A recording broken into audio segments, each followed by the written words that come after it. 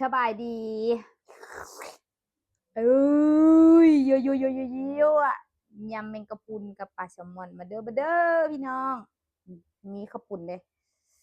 อะไรทำไมมากมายมีมีตีนด้วยนี่แต่เวลาเขากล่องเป็นตีนไก่มาเว้าหลายได้ห้างจุดจวดกินแมงกะพรุนกันเด้อ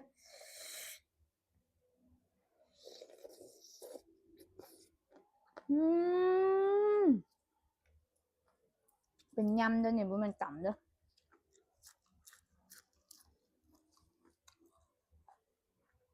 อืม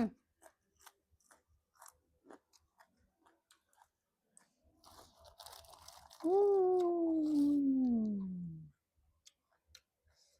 มาจุ่มปลาแซลมอนเอามือเอาเด้ออู้น้ำจิ้มเฮ็ดจังไดอยากให้กินผู้ดีอะไรมันบ่แซ่บอ่ะ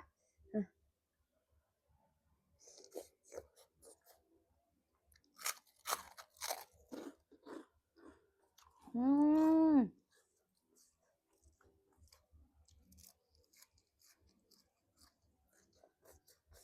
อืมตัวต่อขนาดเธอน้ำมันกันนะ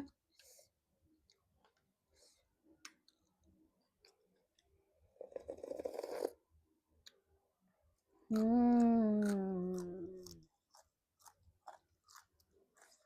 อืม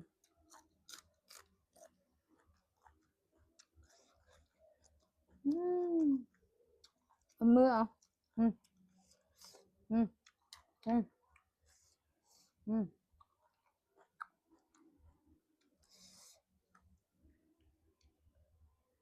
อืม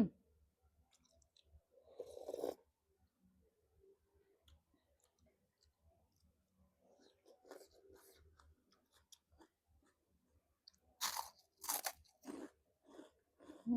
มแซ่บแซ่บอืม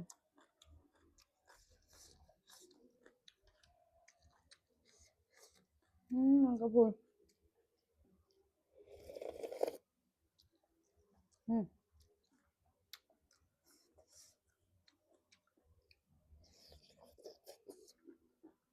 อืม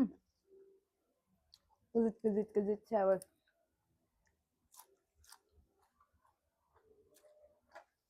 อืมแซ่บ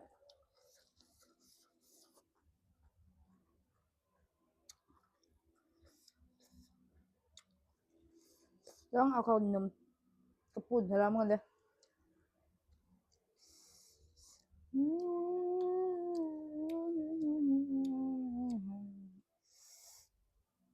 ว้าวอืม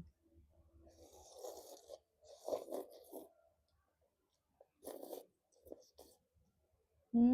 ม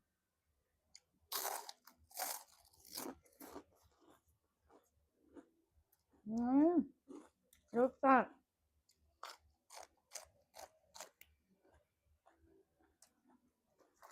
มันเป็นเนาะอื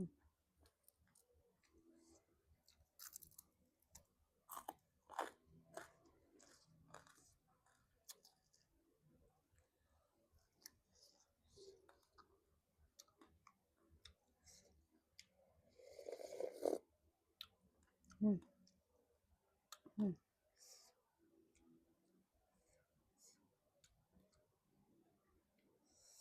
ืมคำแซ่บเนี่ย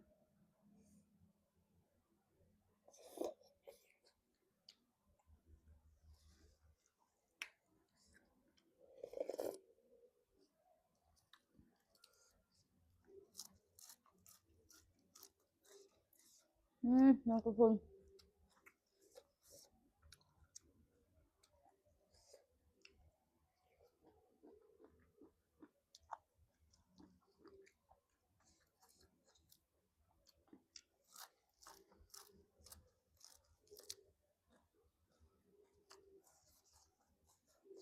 อื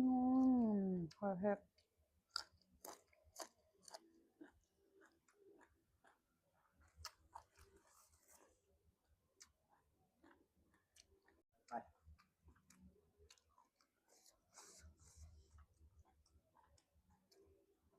บ้าง